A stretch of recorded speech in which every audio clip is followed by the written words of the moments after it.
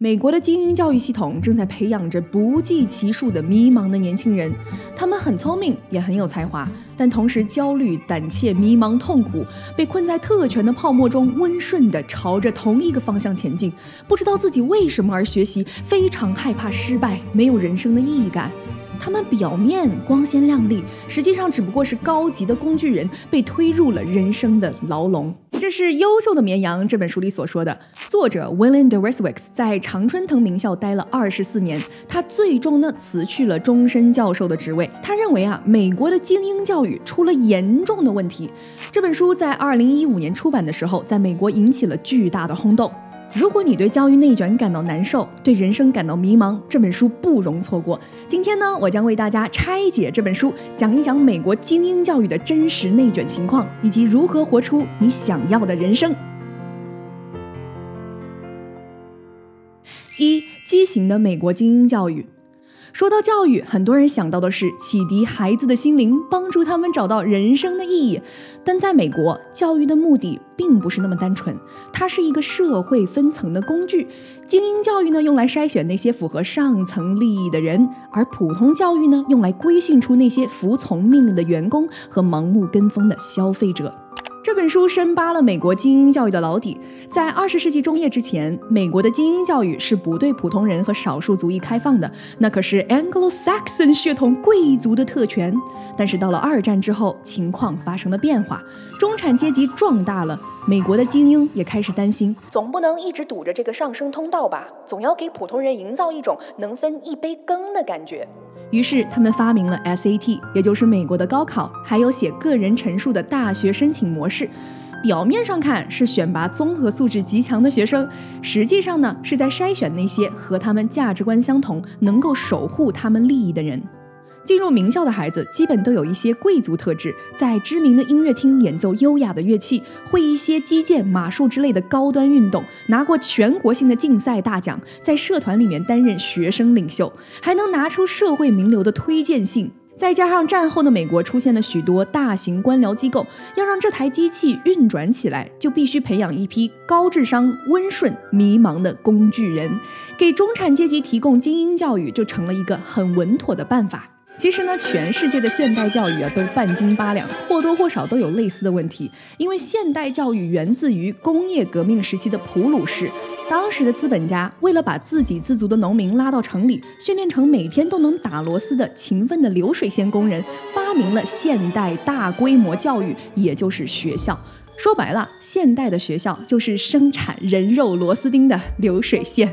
有一位著名的哲学家写过一本书，叫做《De-Schooling Society》，去学校化。他对教育的批判更加犀利他说，现代教育的目的就是为了 social control， 学校的隐形课程实际上是在给中产阶级和底层社会灌输那些符合精英阶层利益的价值观，以此来维持资本主义和消费社会的运转。那么美国精英教育最终培养出来的人是什么样的呢？优秀的绵羊这本书给出了答案，一堆迷茫又精致的利己主义者。这本书说美国精英教育是社会达尔文主义的伪装，目的就是为了再生产特权符号。这些精英们不接地气、腐败、无能。近30-40年来，美国的金融危机和社会危机就是最好的证明。他们是一群只忠于自己野心的管理精英，既没有勇气，又没远见。The ethos is in fact, by definition, one of self-advancement, not duty or responsibility, not character or even leadership, but individual aggrandizement, a single-minded focus on the self and its success. 这种美国教育的缺陷不光带来了社会系统的失灵，更是造成了一代又一代年轻人内心的冲突和痛苦。2. 美国精英的内卷和迷茫。我们总以为美国的孩子们享受着宽松的教育环境，强调素质教育，充满创造力，出路多样，但实际上不是这样的。本书的作者经过了20多年的观察，发现虽然常春藤学校的精英们从小就被灌输了美国梦，哎呀宝贝儿，你长大以后可以成为任何人哦，但是大多数优秀学生最终却走上了相同的道路，去华尔街的金融公司和咨询公司，年薪几十万美金，每天工作10几个小时。哪怕他们内心并不喜欢，但是也要维持那份光鲜亮丽的生活，满足父母和社会的期待。他们不知道自己真正想要什么，或者即使知道，也不敢去尝试。教授说，这些孩子过于自信，而一点儿也输不起，因为他们从小到大成绩太好了，课外活动丰富，十项全能。他们在既定的轨道上得到了太多的正反馈，任何偏离都会让他们感到无比的恐惧。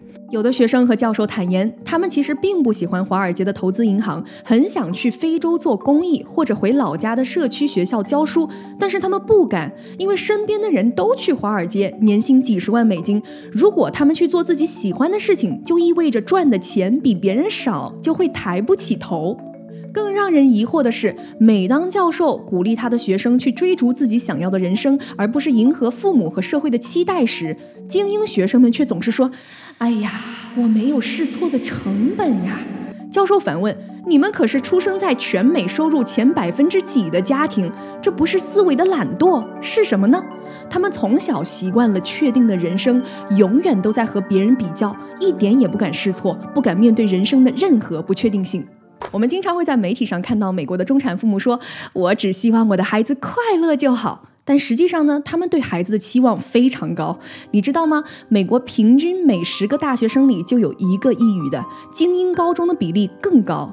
教授指出，很多美国父母表面上说是为了孩子好，实际上是为了自己好，把孩子变成实现自己意志的工具，用孩子的成就来补偿自己脆弱的自我，让孩子从小就觉得父母的爱是有条件的，只有不断获得世俗的成就才能被爱。教授批评说，美国的教育系统已经疯了，精英学校和父母关心的不是孩子真正的成长和学习，而是把他们变成特权再生产的机器，陷入了你死我活的竞争。大家有没有听过英文里有一个热门的词汇叫做 rat race， 就是形容这种竞争的，一群老鼠挤在一起互相撕咬，抢夺有限的食物。跑赢这场竞争真的能让我们成为人上人吗？在我们之前讲过的《不要相信直觉》那本书里啊，谷歌的数据研究员统计发现呢，家长给孩子提供最好的成长环境，最多也只能让他们成年后的收入比父母高出26%，地位是有提升，但是不足以跨越阶级。另外呢，如果你读一些经济学的书籍，就会发现在美国那些核心领域，中产阶级想要掌权几乎是不可能的事情，那些真正说了算的，来来回回就是那么几个白人家族。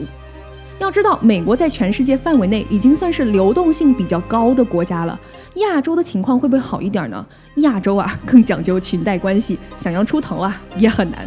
如果你对这个话题感兴趣的话，建议大家读一读《Asian Godfathers》亚洲教父这本书，他讲了亚洲的商业大亨是怎么发家的。很多大亨都说啊自己是白手起家，其实呢背后的故事没那么简单。回到《优秀的绵羊》这本书啊，教授警告说，年轻人不要陷入地位比较，因为它永无止境，永远无法让你满足，登顶是不可能的。最后呢，我们都会在中间层。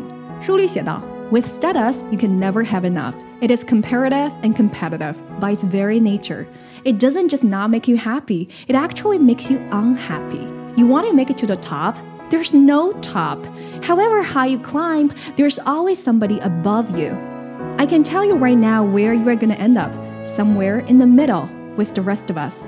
Does it really matter exactly where?现在咱们已经看清楚了轨道的尽头，不要感到悲观，而是思考我们能做些什么。我们要打破思维局限，先明白读大学到底有什么意义，然后我们来讲一讲具体的解决方案。3. 大学的意义，它不只是为了一份工作，它应该教会我们如何按照自己的心愿活出属于自己的人生。书里写道， Anyone who tells you that the sole purpose of education is the acquisition of negotiable skills is attempting to reduce you to a productive employee at work, a gullible consumer in the market, and a docile subject of the state. What's at stake when we ask what college is for is nothing less than our ability to remain fully human.教授的几位学生呢，最终放弃了华尔街的高薪工作，而去做他们最喜欢的公益和教学工作。哪怕收入不如从前，但是他们看到自己真的帮助到了他人，他们也很开心，找到了人生的意义感。教授认为，年轻人应该寻找自己真正喜欢做的事情，就算没有外部奖励和结果，也能一次花好几个小时沉浸其中。毕竟啊，人生的最终考核不是看我们的社会地位、物质财富，而是看我们有没有按照自己想要的方式过完这一生，有没有勇气忠于自己内心的选择。但是具体要怎么做呢？这本书的作者啊，毕竟是文科的大学教授哈，在象牙塔里待了几十年，他给不了具体的解决方法。所以呢，接下来的第4部分，我会补充我的观点，并且给到大家具体的操作方法和案例。4，越是普通人越要差异化。越是普通人偏离常规轨道，反而越能发挥稀缺的优势。为什么呢？我们要看机会成本。对于名校的精英来说，他们偏离轨道的机会成本比普通人更高。你想啊，放弃华尔街投行的工作，就意味着损失了100万人民币的年薪啊！更何况他们的野心一般也比普通人更大。如果他们换赛道，挣的钱不比他们原来的工资高，他们是不会干的。那么他们视线之外的领域就是普通人的机会。如果你更早的接触这些领域的技能，你就有很大的优势。举个例子啊，我前段时间在乡村活动上认识了一个女生。2019年，她从浙江的一所普通的大学的计算机专业毕业，考研呢不顺利，只好在家迷茫着。这个时候啊，她隔壁的阿姨引起了她的注意。然后这个时候我就发现了那个就是邻居大妈妈，她很忙，她每天都很忙，她每天进进出出啊，很忙的样子。而我好像有一点百无聊赖的样子，找工作也不是那么好找。然后我就很好奇啊，我说这个阿姨啊，她已经60多岁了啊，我说阿姨啊，你这样每天进进出出，每天有这么多活吗？她说根本干不完。然后从对她的对话中，我了解到啊，她一天工资有300-500呢啊！我一在想，哇，这说明这个好市场呀！60多岁的人竟然有这么高的工资啊！而我一个这个大学毕业生，就是本科毕业生嘛，应届生，可能找个4-5千我都觉得差不多了，刚刚起步啊，他有这么高的工资，那我就想肯定是市场对于这个家政这个需求很大嘛。他灵机一动就开始接单，亲自上门打扫，慢慢的生意越来越好。他就想，他老家那边有那么多的阿姨，没什么收入，能不能帮帮他们呢？于是呢，他就开了一个家政公司，凭借着他知根知底的邻里关系，带动了杭州富阳、龙阳片区2000多名的阿姨的就业，让他们每个人每年多挣了6万块钱。现在呢，他的公司的业务啊，在杭州富阳区是非常抢手的。你看啊，他就充分发挥出了他独特的本土优势。一方面呢，名校毕业生一般只会盯着高端的行业，他们会想到干家政吗？不太会。另一方面呢，就算是北京、上海大城市的精英跑到我们这里来创业，也干不过他呀。他从小在乡村长大，人脉关系牢靠，会说方言，阿姨们也只相信老乡，外地人来有优势吗？所以啊，小地方的人脉也是稀缺资源。再举个例子，我有一位来自内蒙古的粉丝，他说他大学仅仅是结业，但是他会骑马和射箭，现在的工作呢，就是在赛马场里面教小孩骑马，工资虽然不高，但是很闲，一天只用工作1到2个小时。你看啊，这就是稀缺技能啊！城里的孩子能有几个会骑马呢？985、211的名校生能有几个敢在大草原上骑马飞奔？但是内蒙古人小时候接触马的机会更多，那么全国范围内会骑马的人本来就很少，这不就脱颖而出了吗？所以呢，这些都是普通人的机遇，咱们要多动动脑筋。年轻人不要只想着跟名校生去卷大城市、卷投行、卷大厂，别拿他们的模板硬往自己头上套。你要从你独特的优势出发，把你成长环境里面熟悉的技能和资源都用起来，全都是宝藏啊！学校里教的是显性知识，谁都可以获得的，这只是冰山的一角。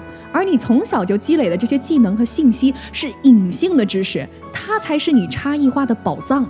我觉得我们一定要摆脱龟兔赛跑的单一竞争思维。你有没有想过，好好的乌龟为什么偏要大汗淋漓的跟兔子比谁跑得快呢？比长寿的话，乌龟一动不动就躺赢了。好好的天赋不用，这不浪费吗？在真实的自然界里，兔子也不会和乌龟赛跑，它们各有所长，在各自的生态位上都有着自己的角色，各自繁荣。如果这个世界千篇一律，那么世界经济将毫无生机，灰暗无比。正是因为每个人都能发挥自己的特长，这个世界才因为多元而生机勃勃，人类社会才会不断进步啊！所以啊，亲爱的小伙伴们，不要因为偏离一点点轨道就感到害怕。相反呢，人在社会中的价值就在于差异化。You don't have to be the best, but you have to be the only. 当你做擅长的、喜欢的事情，你就更有可能做到极致。当你做到极致，其他人会从你的技能当中获益，那么整个社会都因为你的存在而获益啊。再说了，人生也不存在所谓的失败，不过就是一场体验而已。按照自己想要的方式过完这一生，收获自己想要的幸福，这不就是最大的成功了吗？每个人追求自己的幸福啊，不仅仅是自我实现，也是具有社会意义的。当我们每个人都能按照自己的方式生活，我们就能构建出一个更加多元、更加包容、有创新力的社会。我非常喜欢优秀的绵羊结尾的一句话 It's time to imagine what a different society will look like and to gather the courage to get there。 与大家共勉，感谢大家观看本期视频，我是爱读英文原版书的夏冰雹，咱们下期再见。